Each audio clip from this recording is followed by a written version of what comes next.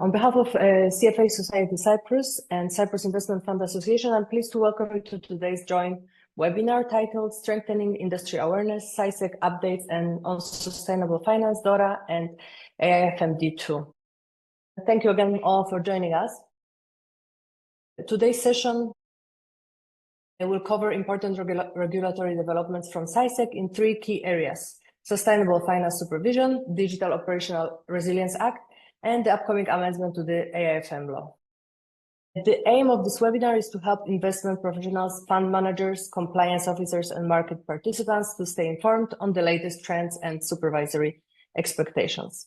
Before we begin, I would like to make a note that the CFA members will be eligible for one professional learning credit, and CIFA members for one CPD credit.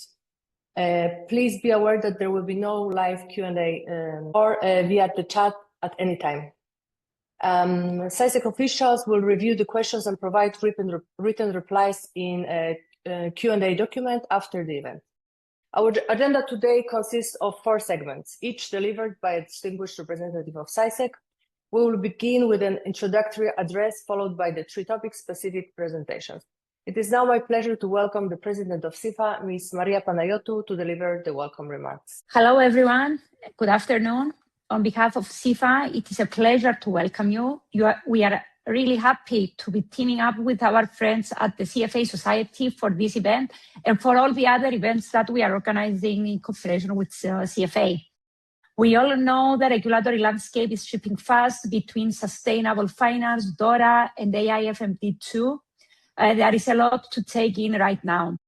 That is why we are so grateful to have the regulator with us today to help us navigate it. And I want to say a huge thank to CySEC and especially to the Vice Chairman who is with us today, Mr. Panikos Vakou, to Mrs. Irini Spirou, Mr. Panagiotis Trifonos, and Christia Herakleous. We really appreciate you taking the time to be here with us and give us your expertise. Finally, I would like to thank the Training Committee and the Sustainable Committee of CIFA, and especially the chairmen of the committee, Mr. Marios Chiathas, the chairman of the Training Committee, and Mr. Konstantinos Kourougiannis, the chairman of the Sustainable Committee and president of CFA. Thank you all for logging and have a great session. Thank you. I'm also pleased to invite the president of CFA, Mr. Konstantinos Kourougiannis, to share a few words with us. Hi, everyone, and thank you for joining today's joint webinar hosted by CFA Society Cyprus and CIFA. As CFA Society Cyprus, we are very pleased to collaborate once again, and I want to thank CIFA for our strong partnership and continued support in bringing valuable content to the industry. I would also like to extend our sincere appreciation to CySEC for engaging so openly with market practitioners, and especially the Vice Chairman of CySEC, Mr. Panikos Vakou, for his valuable assistance and support in organizing this webinar. Today's session focuses on important regulatory topics: sustainable finance, DORA, and AIFMD II, areas where CySEC plays a crucial role in guiding the market and promoting high standards. Thank you again to our speakers, our partners at CIFA, and all of you for participating. We hope you will find this webinar useful and informative. Thank you. Thank you. It is now my pleasure to introduce our first speaker, Mr. Panikos Vakou, the Vice Chairman of the Cyprus Securities and Exchange Commission. Panikos, the floor is yours. Thank you, Magdalena. Hello, everyone. It's a great pleasure to attend today's webinar, and I would like to express my sincere thanks to the President of CIFA, Maria Panayiotou, and the President of the CFA Society Cyprus, Konstantinos Kourougiannis, for their kind invitation. Our long-lasting cooperation with both CIFA and CFA is a testament to our shared commitment to promoting high standards of professionalism, transparency, and regulatory excellence within the financial sector. Today's agenda brings together 3 themes that are central to the ongoing evolution of our regulatory framework and to the strategic direction of the financial sector in Cyprus and the European Union. Each of these topics will be presented in depth by my colleagues, who will provide a comprehensive overview of the supervisory priorities, regulatory expectations, and practical implications associated with these developments. Allow me, however, to briefly highlight how these themes align with our broader regulatory vision. The transition to a more transparent, responsible, and climate-aligned financial system is now a central policy priority at both European and national level. CySEC continues to enhance its supervisory approach to ensure credible, transparent, and high-quality practices across the market, aiming to foster an environment in which sustainable finance can flourish. This is essential for maintaining investor trust and supporting Europe's ambitious sustainability objectives. Turning to digital operational resilience, the implementation of the Digital Operational Resilience Act marks a decisive step forward for the financial sector. Beyond meeting regulatory requirements, DORA represents a sound strategic investment, one expected to deliver measurable benefits in risk reduction, operational efficiency, and overall market stability. Finally, the upcoming amendments to the Alternative Investment Fund Managers Law demonstrate Cyprus' commitments to maintain a modern, competitive, and investor-oriented regulatory framework. These amendments aim to align national legislation more closely to EU practices, enhance transparency, and further support the growth and positioning of Cyprus as an attractive and credible jurisdiction for asset and fund management. Through these reforms, we seek to ensure that the regulatory environment remains both robust and conducive to innovation. In this context, it is also important to recognize that the pace and complexity of regulatory change require continuous dialogue, capacity building, and close cooperation across the industry. As financial markets evolve, so too must the tools, skills, and supervisory practices that support them. This is why initiatives such as today's webinar are invaluable. They provide a platform for meaningful exchange, for identifying practical challenges, and for ensuring that regulatory developments are understood not only as compliance obligations, but as strategic opportunities to strengthen the sector's long-term competitiveness. Moreover, the growing interplay between sustainability, digital resilience, and fund management regulation highlights the increasing need for holistic approaches. The interdependence reinforces the importance of proactive engagement, forward-looking planning, and a shared commitment to excellence among all market participants. Taken together, these initiatives reflect our collective ambition to build a financial ecosystem that is resilient, sustainable, and globally competitive. They also underscore the importance of collaboration between regulators, industry associations such as CIFA and CFA, and the wider market in shaping a forward-looking regulatory environment.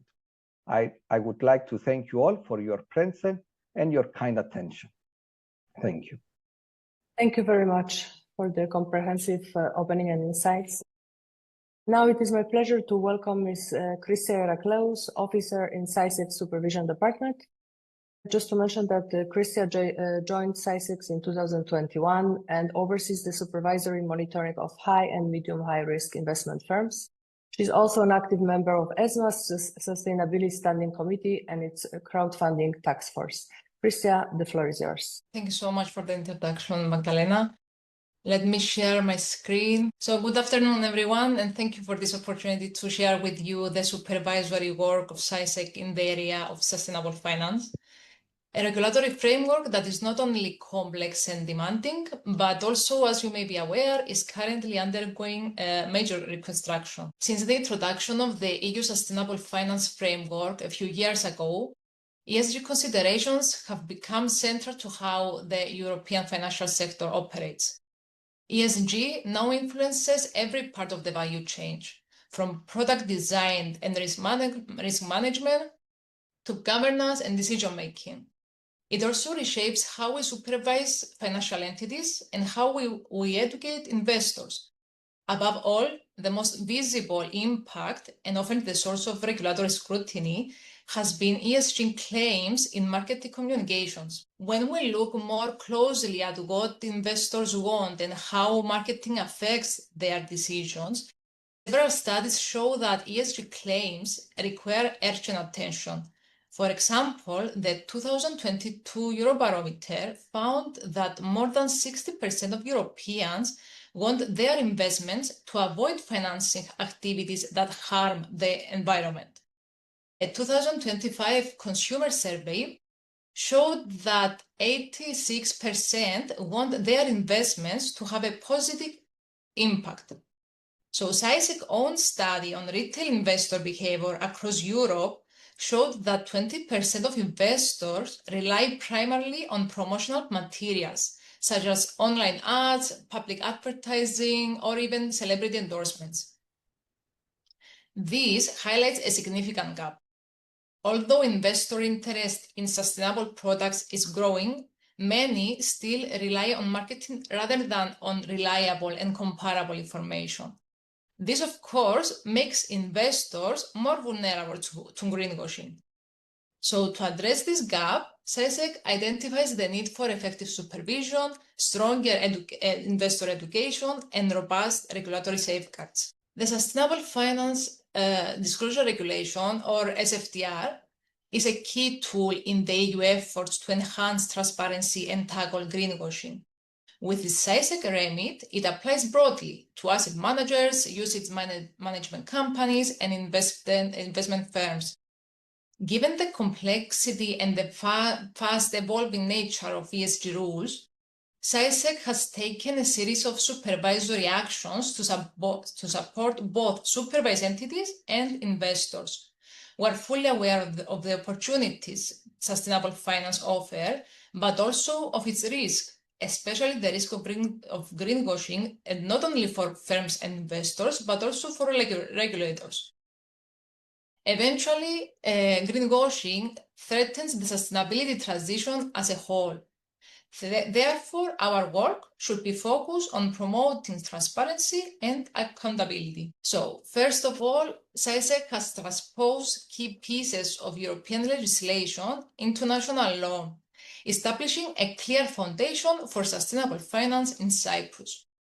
In July, the Corporate Sustainability Reporting Directive, or CSRD, was transposed through the Transparency Law, giving CySEC supervisory responsibility for sustainability reporting by listed entities. ESMA's guidelines on enforcement of sustainability information will also apply. Also, the Level 2 Acts that incorporate sustainability factors and risk into the business cycle of the obliged entities have been transposed through directives issued by CySEC.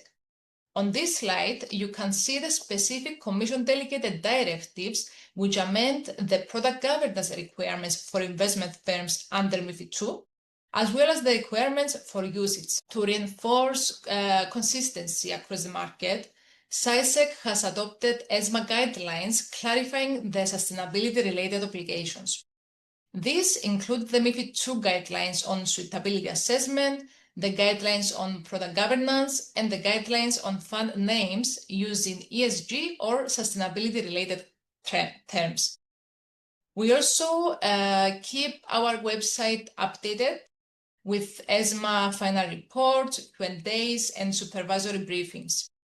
For example, ESMA's final report on greenwashing was published in June 2024 and sets expectations and recommended actions for companies, supervisors, ESMA, and the European Commission. Many of the recommended supervisory actions are already being applied by CySEC, while others are currently being developed. Apart from the ESMA's direction, CySEC issues its own guidance to facilitate further the smooth implementation of the framework. To provide practical assistance, we issue sector-specific circulars for investment firms and asset managers. These two circulars were published this year and outline the sustainability-related obligations. They also clearly communicate the CySEC expectations and priorities. We emphasize training and capacity building, clear communication with clients, and continuous monitoring. Our objectives is to support compliance while encouraging best practices that ultimately protect the investors. At this point, it is important to note that just as with market communications, greenwashing is a cross-border challenge. So cooperation at EU level is essential. CySEC is therefore committed not only to strong national supervision, but also to actively contributing to EU-wide efforts. This table lists the ESMA's common supervisory actions that the Supervision Department of CySEC participated in the last 3 years and relate to sustainability topics, such as sustainability disclosures and the integration of sustainability risk into investment funds, as well as MiFID II sustainability requirements in the suitability assessment of the investment firms. Through this work, CySEC collects information, analyzes data, and identifies weaknesses in the firm's operations, insights that directly inform our supervisory planning. CySEC also holds memberships in advisory bodies and working groups of ESMA, such as the Sustainability Standing Committee and the Sustainability Reporting Working Group. These networks enable us to exchange supervisory intelligence, to stay ahead of regulatory developments, and ensure consistent supervision across the EU. We also invest in capacity building. Currently, 14 staff members from 5 different departments participate in the ESMA Sustainable Finance Knowledge Hub. This is an e-learning platform which provides ongoing training, knowledge sharing, and updates on emerging ESG supervisory practices. CySEC staff also attend seminars and workshops organized by external stakeholders in order to in an attempt to ensure that supervisory teams remain well informed on both regulatory developments and market trends. As I mentioned before, ESMA published the final report on greenwashing last year. This report provides recommendation for the companies, the supervisors, the ESMA, and the European Commission. As far as the supervisors is concerned, the recommendations include the investment in access to data and the integration of greenwashing risk into the risk-based supervisory framework. Indeed, data availability and quality remain significant challenges in the ESG field. In an attempt to address this, CySEC participates in the Technical Support Instrument project of the European Commission, through which it is developing an advanced ESG risk management framework. This work will enhance our risk-based supervision and ESG data management. At the same time, we are carrying out a review of the statistical data forms that asset managers and Cyprus investment firms submit to CySEC on a quarterly basis. The aim is to better identify and mitigate greenwashing risk. Looking at the next aspect of CySEC work on sustainable finance, investor protection remains the cornerstone of its supervisory mission. So regulations alone cannot guarantee investor confidence or understanding. Education and transparency are equally critical. That is, CySEC has incorporated ESG topics into its financial literacy initiatives. For instance, in October 2023, CySEC published the Investor Guide to Sustainable Investing. The guide offers practical information and examples to help the public understand what sustainable investing is.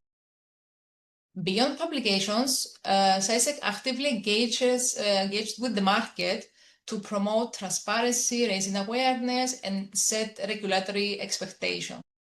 In particular, CySEC participates in media interviews, panel discussions with industry stakeholders, and presentations at professional seminars, including today's event. Also, on an annual basis, CySEC participates in the work streams of ESMA and IOSCO, which are designed to educate and empower investors globally. The activities consider sustainable finance and reach a broad and diverse audience. Finally, turning to the upcoming regulatory developments, the European Commission is currently working on simplifying the sustainable finance framework. We are closely monitoring these developments to maintain a forward-looking supervisory approach.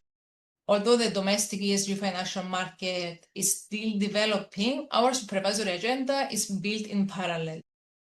Before closing, I would like to briefly touch on the regulation on ESG ratings and the revision of SFDR.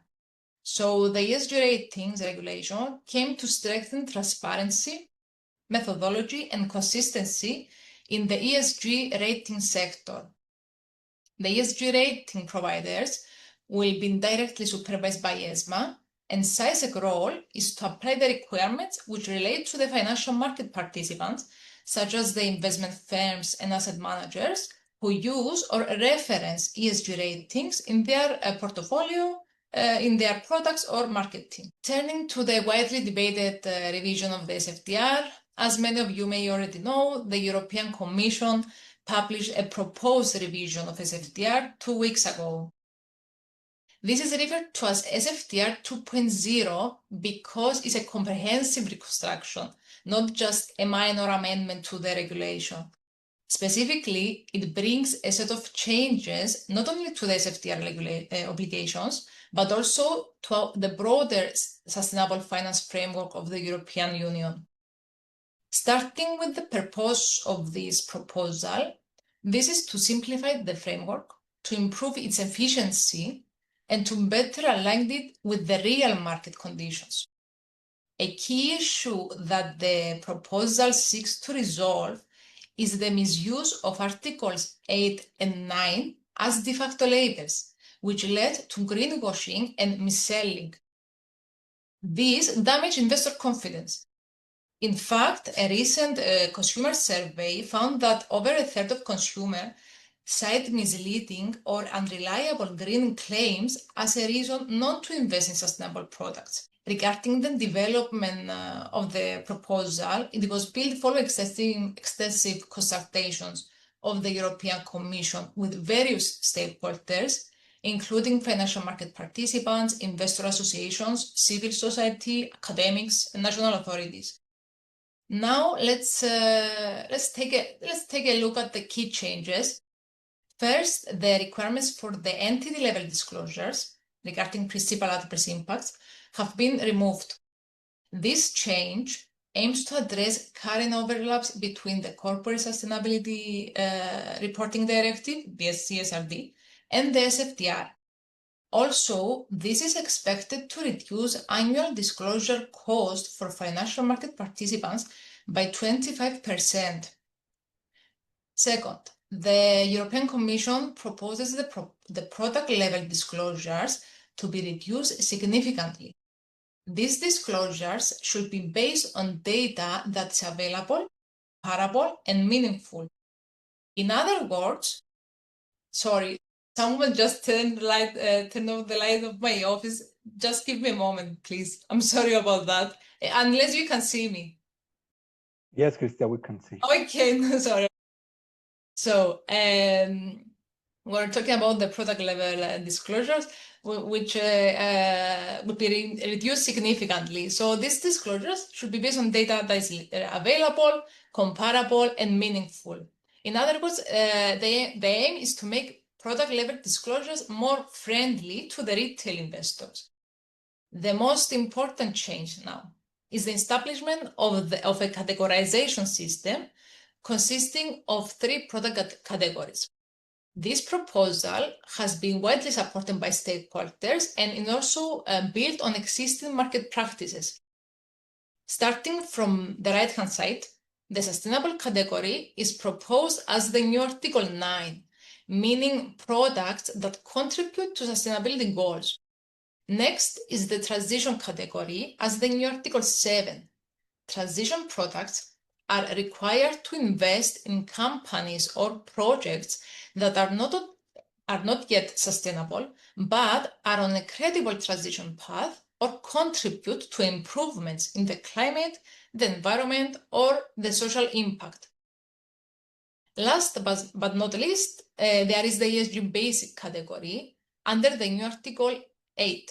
This category includes products that integrate a variety of ESG investments approaches, but do not meet the criteria of the other two categories. Just to clarify, the number of the articles is not aligned with the sustainability level of each product category, as you can see. In addition to the specific criteria for each category, there are general conditions that apply to all the three categories. These include a high proportion of investments, specifically at least 70% of the portfolio, that must support the chosen sustainability category. At the same time, the product must exclude investments in harmful industries and activities. Also, only products that comply with the category criteria are allowed to make ESG claims in their names or marketing materials. This is crucial because, as we mentioned at the beginning of the presentation, investor decisions are strongly influenced by marketing materials. Product names and marketing materials are one of the main ways that investors get an impression of a financial product, often before they read any disclosures. In fact, based on a recent consumer survey that was conducted by European consumer organizations in collaboration with the Eurobarometer, found that product names influence sustainable investors significantly, with 85% being influenced by green wording. The proposal also introduces new definitions, removes the definition of sustainable investment, and excludes financial advisors and portfolio managers from the scope of SFTR. As we said earlier, the review of SFTR does not amend only the SFTR, but also the PRIIPs regulation and the regulatory technical standards of SFTR. For example, the proposal requires KIDs, the key information documents under PRIIPs, to indicate the product's category. Importantly, SFTR 2.0 makes clear that national authorities should not introduce extra requirements. This is to help reducing compliance costs and avoid differences between national regimes. Looking ahead, the European Parliament and the Council of the European Union will review, negotiate, and potentially amend the proposed regulation before it is finalized. Realistically, the adoption of SFTR 2.0 is expected in 2027, followed by a transition period. Once adopted, and given that this is a Level 1 Act, a main regulation, the European Commission will need to issue delegated acts to address the inconsistencies that will be raised across the rest of the sustainable finance framework following the above changes. This includes the updates to the SFTR Delegated Act, meaning the Level 2 Act, the MiFID II sustainability-related provisions, and other relevant pieces of the existing legislation. And that brings me to the end of this presentation. I hope the information was useful, and I thank you for your attention. Thank you very much, Christian, for those valuable insights into CySEC's supervisory approach to sustainable finance.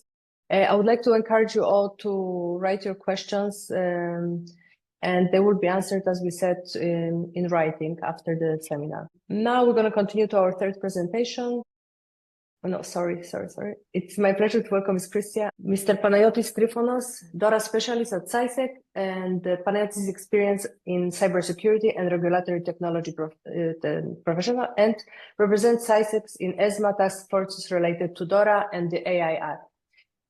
Mr. Trifonos, the floor is yours. Thanks for the introduction, Magdalena. 1 second to share my screen. Okay, good evening. Before we embark on this journey, I would like to stress that we stand at an important moment for the EU's financial sector. What is at stake is not only cybersecurity, but the stability and continuity of our entire financial ecosystem. Today, a single digital failure has the potential to trigger disruption across markets, across borders, and across institutions. This is why operational resilience has become a core pillar of financial stability. With DORA now in force since January 2025, the way we govern, protect, and sustain our digital infrastructure has fundamentally changed. But beyond its technical requirements, DORA invites us to rethink something deeper: how we understand risk in a world where our operations, our data, and our continuity depend on a complex web of interconnected systems and critical third-party providers. And we have seen this clearly. The Cloudflare outage a few days ago, followed shortly after by the AWS disruption, and even the major CrowdStrike incident last year, shows how easily one incident can affect everyone. These are not abstract warnings. They are real reminders of how quickly a single point of failure can send shockwaves through the digital environment. These events demonstrate precisely why DORA matters and why building resilience is not optional, but essential. Allow me to begin with the moment from the Chief Financial Officer's office, a moment I'm sure many of you will find familiar. I was called in for the budgeting, and with the very specific tone and facial expression only a CFO can master, he asked, "What is the projected ROI?" I was taken aback for a second, not just because he mentioned ROI, but because I couldn't see how he knew about the ROI we had been working on in the DORA IT task force only minutes earlier. We had finalized testing the Registry of Information template, where ROI in DORA terminology means Registry of Information. So while the CFO was asking about the return on investment, I had in my mind the Registry of Information, the mandatory annual submission aligning with Articles 28 to 30 of DORA, capturing all outsourcing service providers and their services. For a moment, the misunderstanding grew wider, until thankfully, we realized we were talking about two completely different ROIs. I would also like to highlight a recent development concerning the designation of critical ICT third-party service providers at the union level. For the year 2026, after the collection and analysis of the Registry of Information submitted by supervised entities, 19 ICT service providers have been designated as critical under DORA. This list includes major providers such as AWS, Bloomberg, Kyndryl, Microsoft, and others. A joint examination team composed of experts from national competent authorities across the EU will be mandated to assess the digital operational resilience of these critical third-party providers. This development demonstrates the extent to which DORA and the EU more broadly emphasize the management of outsourcing dependencies and the resilience of ICT services that underpin the stability of the entire financial ecosystem. DORA places a strong emphasis on outsourcing management, and for good reason. Through the ICT assessment of entities, CySEC has observed that many entities rely heavily on third party for critical services. In response, DORA requires organizations to adopt structured, transparent, and well-governed approach to outsourcing, ensuring that reliance on external providers does not become a source of vulnerability. This includes establishing audit rights over service providers, implementing escrow agreements, ensuring continuous monitoring of outsourced services, defining exit strategies for critical outsourced functions, maintaining clear and robust SLAs that guarantee timely responsiveness, and conducting thorough vendor due diligence. Collectively, these requirements create a framework that safeguards organizations from the significant risk associated with the dependency on third-party service providers. But this raises an important question. How does an organization manage all these responsibilities in practice? This leads us to Article 5. Article 5 mandates that organizations establish a proper governance structure supported by clearly defined roles and responsibilities. It emphasizes the needs for ICT skilled employees across all layers of the organization. These individuals play a foundational role in protecting and strengthening both the digital and physical infrastructure of the entity. However, before we can protect anything, we must first understand what specifically needs protection, which assets matter the most, which systems, processes, or data points, if compromised, will severely impact the organization. This brings us to Article 8, which requires organizations to conduct a full and structured identification, classification, and registration of assets. This is not merely an inventory exercise. It is the basis of informed risk management. This reminds me of an observation made by Yuval Noah Harari in his best-selling books, Sapiens and Homo Deus. He states that data that can be transformed into meaningful information is the second most valuable asset within an organization. And the reason is simple. Accurate and timely information significantly reduces the risk of making wrong and costly decisions. Once the asset inventory has been established, DORA directs us towards to Article 6. This article introduces the ICT risk management framework, which must integrate seamlessly with the organization's broader enterprise risk management framework. ICT brings continuous and emerging risks that can destabilize an entity severe in unexpected ways. Within this framework, organizations must examine the weaknesses of each critical asset, evaluate the threats they face, assign clear ownership and accountability, and establish appropriate controls and contingency plans. DORA also requires financial entities to continuously monitor their ICT systems, deploy sustainable security controls, and maintain a high standard of availability, authenticity, and integrity, and confidentiality regarding data, whether that data is at rest, in use, or in transit. Ultimately, the goal is to ensure resilience and continuity of all critical functions. We often say organizations in the 21st century are data-driven. I would add that they are digital-driven too. And when digital infrastructure fails, the consequences extend far beyond technical inconvenience. Reputational damage, financial loss, erosion of customer trust, and in the worst case scenario, the complete shutdown of operations are all very real possibilities. This is why DORA requires organizations to develop robust business continuity plans, disaster recovery plans, and crisis management procedures. Business continuity plans are important, but they are still only plans. Article 12 is where DORA becomes uncompromising. It asks one brutal question. When everything fails, can you actually bring the entity back? Most organizations answer confidently, yes, we have backups. But Article 12 exposes a hard truth. Many don't have backups. They only have copies. Article 12 forces us to turn those copies into real recovery capabilities. It requires to define what we back up, how often, where it is stored, and whether it can survive the crisis itself. Backups cannot sit next to production systems waiting to be encrypted by the same ransomware attack. They must be physically and logically segregated. Resilience is not about operating smoothly. It's about recovering quickly. Once organizations design their BCPs and disaster recovery plans and incident response procedures, DORA requires them to test these capabilities regularly. Scheduled testing, simulation exercise, efficiency assessment, gap identification, and the documentation of lessons learned are all part of a continuous improvement cycle. Resilience is not a destination. It is an ongoing, evolving process.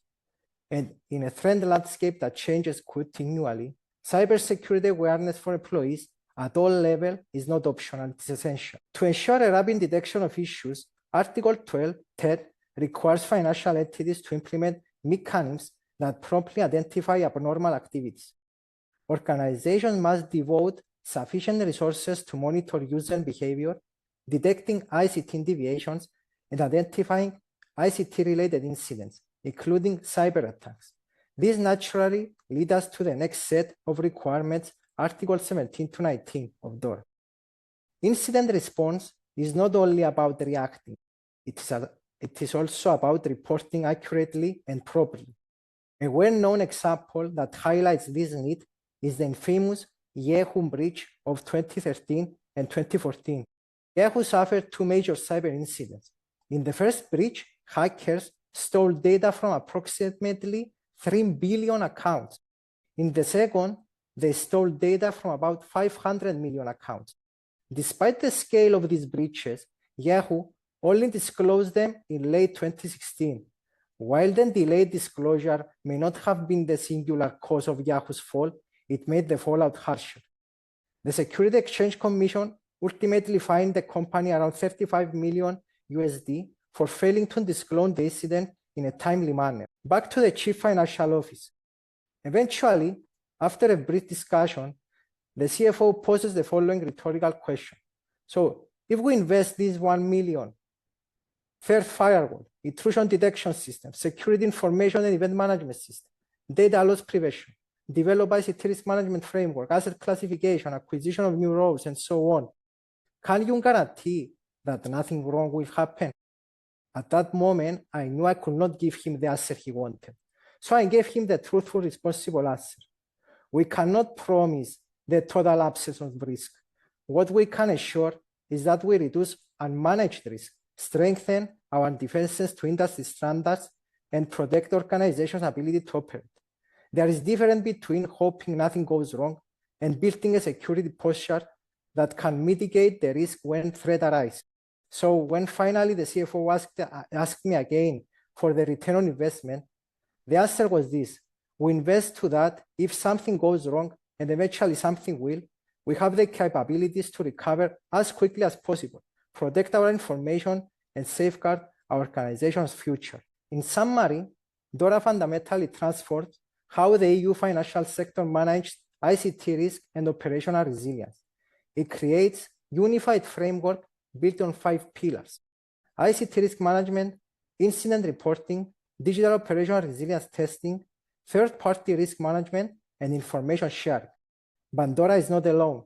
It stands alongside the Data Act, the AI Act, the Cyber Resilience Act, and NIS2, all reflecting the EU's decisive transition forward a modern, digitally focused regulatory landscape. Together, these initiatives strengthen the Union's ability to govern emerging technologies, support innovation, and protect citizens in an increasingly interconnected world. In cybersecurity, the only thing more expensive than investing in resilience is failing to invest in it. Thank you for your attention. Thank you very much, Panayotis, for shedding light on the project return on investment of DORA and its implications for the industry. And we're going to now move to our final presentation. I'm pleased to welcome Ms. Irini Spirou, Senior Officer in CySEC's Authorizations Department.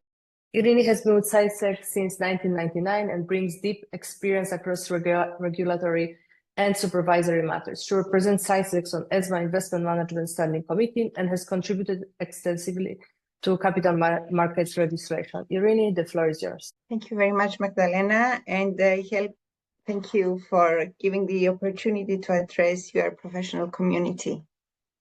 So let me share my presentation. So in the context of this presentation, I will try to give you a high-level overview of the amendments introduced by AIFMD. So I considered it useful to go through the milestones of the evolution of the collective investment management framework in Cyprus. The most important milestones that led to the development of the framework to govern the establishment and operation of the collective investment management sector commenced in 2013 with the transposition of AIFMD. In 2014, we had the enactment of the AIFM Law. In 2018, the AIFM Law was revisited and a new structure was introduced, the Registered Alternative Investment Fund, in order to assist in the development of this industry. In 2020, CySEC introduced the Mini Managers Law, which is a legal framework with less requirements to give the opportunity to smaller entities activate in the investment management industry, starting small and getting bigger.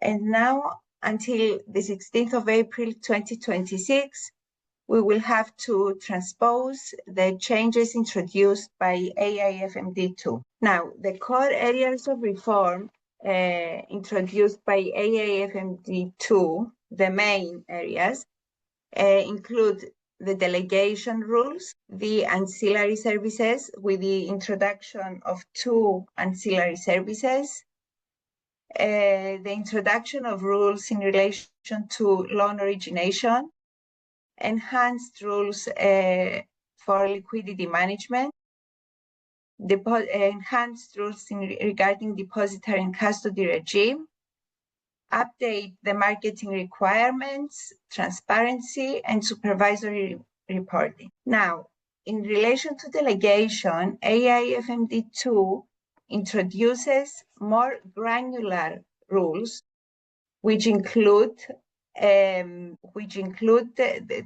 according to which AIFMs must report the following information in relation to the delegates: a list and description of the delegated activities, the amount and percentage of the assets of the managed AIFs that are subject to the portfolio management function delegation arrangements, a description of how the AIFM oversees, monitors, and controls the delegate, the sub-delegation arrangements, the date of commencement and expiry of the delegation and sub-delegation arrangements. And now it's being clarified that the delegation rules laid down in the directive apply to all functions listed in Annex 1 and to the list of the ancillary services set out in Article 6, Paragraph 4 of that directive. Now, in relation to the ancillary services, the list of ancillary services is extended in order to include administration of benchmarks in accordance with benchmark regulation and credit servicing activities in accordance with the relevant European directive. Furthermore, the AIFMD II gives the possibility to AIFMs and UCITS management companies to perform for the benefit of third parties the same functions and activities that they already perform in relation to the AIFs and UCITS they manage, provided that any potential conflict of interest created by the provision of that function or activity to third parties is appropriately managed. CySEC has accepted a number of inquiries in relation to this provision. Nevertheless, the provision of such services will be possible after the transposition of AIFMD II. Now, in relation to loan origination funds, very briefly, the directive introduces new loan origination rules. It actually recognizes the right of AIFs to originate loans. It lays down common rules to establish an efficient internal market for loan originating AIFs, and it clarifies loan originating activities that fall under the scope of the directive. It also introduces safeguards to ensure financial stability and integrity of the financial system, such as leverage limits that vary depending the type of the AIF, but they do not vary whether the AIF is marketed to retail or professional investors. There is a specific prohibition to AIFMs, their staff, the depository, the delegate of the depository, and other entities belonging to the same group as the AIFM and the depository to receive loans from the loan originating AIF. It applies risk retention requirements when loans are transferred to third parties. There is a specific prohibition to AIFMs that manage an AIF to originate loans with the sole purpose of selling them to third parties. And finally, the open-ended structures are allowed subject to specific requirements. I mean, the rule is that loan originating AIFs shall only be closed-ended unless certain requirements apply. These are the exemptions to the rule. Now, the directive also introduces transitional provision through the amendment of Article 61 which defines transitional provisions to certain requirements for AIFs established before the adoption of the directive, and the cutoff date is 15 of April 2024. The deadline to comply with certain requirements, including leverage and investment limits, and the obligation for loan originating AIFs to operate as closed-ended, is by 16th of April 2029. Nevertheless, there is an option to opt in before the 16th of April 2029. And finally, the rules applicable to loan origination and to loan originating AIFs, with the exemption of leverage and investment limits and the obligation for loan originating AIFs to operate as closed-ended, should only apply in respect of loans originated after the entry into force of AIFMD II. Now, in relation to liquidity management tools, to enable AIFMs of open-ended AIFs to deal with redemption pressures under stressed market conditions, AIFMs are now required to select and include in the AIF rules or instruments of incorporation at least 2 liquidity management tools from the specific harmonized list. The liquidity management tools include suspension of redemptions, redemption gates, extension of notice period, introduction of redemption fees, swing pricing, dual pricing, anti-dilution levy, redemption in kind, and side pockets. In relation to this area, AIFMs must update the fund rules and instruments of incorporation with the selection of 2 liquidity management tools from the harmonized list, unless the same requirement applies for MMFs with the selection of 1 liquidity management tool.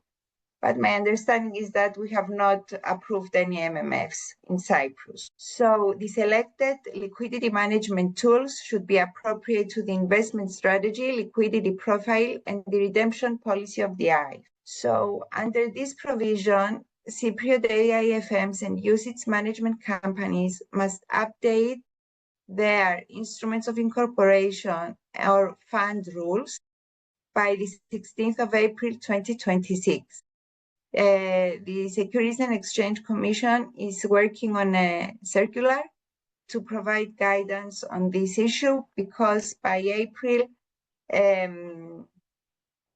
the structures that operate in Cyprus have to be compliant with this requirement. Now, in relation to the depository regime, we have 2 amendments. The first one is the inclusion of central securities depositories in the custody chain.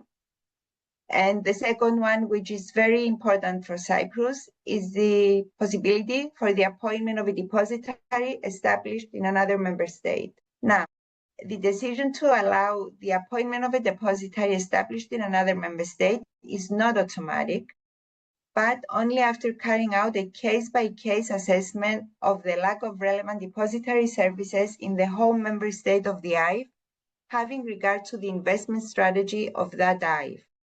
So each case will be assessed separately by the Securities and Exchange Commission. Now, if this applies, the depository will be required to cooperate not only with the competent authorities of its home member state, but also with the competent authorities of the home member state of the AIF, for which the depository has been appointed, and the competent authorities of the home member state of the AIFM that manages the AIF, if those competent authorities are located in a different member state than that of the depository. Now, in relation to marketing, AIFMD II diversifies the distribution arrangements to distinguish between, on one hand, the arrangements whereby a distributor acts on behalf of the AIFM, which should be considered to be delegation arrangements, and on the other hand,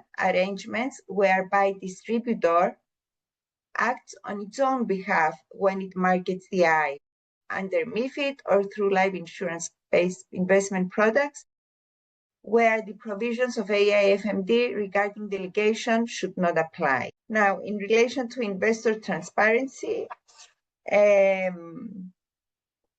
AIFMs and UCITS ManCos are subject to the harmonized rules on transparency with regard to the integration of sustainability risk and the consideration of adverse sustainability impacts in their processes and the provision of sustainability-related information regarding their products.